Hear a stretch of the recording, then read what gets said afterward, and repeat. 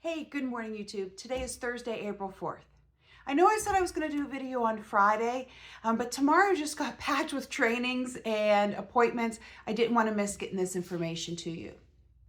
So today we're going to talk about inspections. And the three most common inspections that you see in a transaction are your home inspection, the radon, and the pest.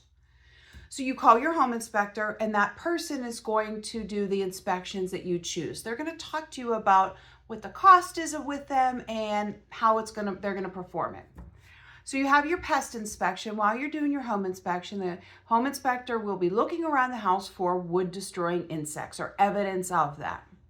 So you will get a report that says there was evidence of this or there wasn't. And we'll talk about that on the buyer's reply to inspection. The other one is radon. So radon is a colorless, odorless gas in Western Pennsylvania that is very common. It's also very common for house A to be very low with radon. Right next door, house B is higher. But there's ways of remediating it. So radon is measured by picocuries per liter of air, or PCL. EPA standards are anything below 4 is not considered safe, but it's not recommended to have to remediate. Anything above 4 is recommended to remediate. And if you do have a higher than 4 PCL reading, you would talk to a radon specialist and they would come in and put in a radon remediation system.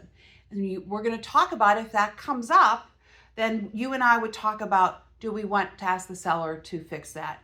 And basically they put a PVC pipe into the ground and they take it up and vent it outside of the house. And there's a fan in the pipe that draws the air from underneath the house and out.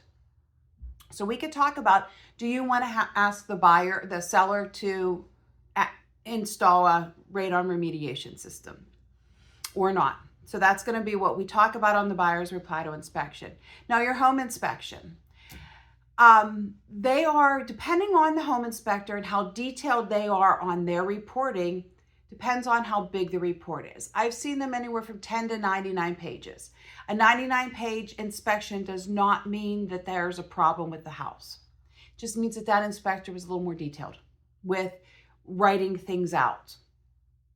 So most home inspectors also, when you get that report, we're going to go over it page by page, line by line, so that you understand exactly what they have uncovered in the house.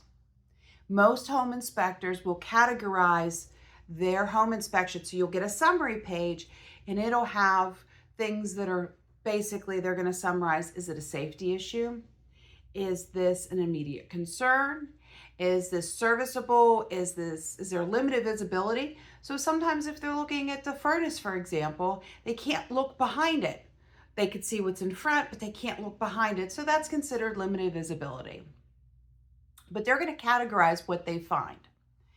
You're going to get that report. So you'll get all 3 reports. The radon report typically comes the next day because they have to put a box in the house and it goes on the lowest livable level. So if it's a finished basement, it go in the basement. They put the box in there. It's there for 3 days with specific instructions to the seller to leave the doors closed, leave windows closed. They want it as contained as possible so they can get a true reading. So that typically comes the day after the home inspection. But we'll go over everything. And then what we do is a buyer's reply to inspection. Keeping in mind that the seller can do all, none, or some of what we ask them, whether we're asking for something to be fixed or replaced.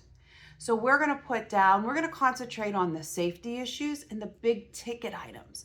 If the roof needs to be repaired, or the roof needs to be replaced, or the HVAC is at end of life, we're going to either ask for them to repair that, replace it, or give us some sort of concessions at closing, whether that's seller assist, which will give you a little bit more money in your pocket at closing, or lowering the price of the house or fixing it.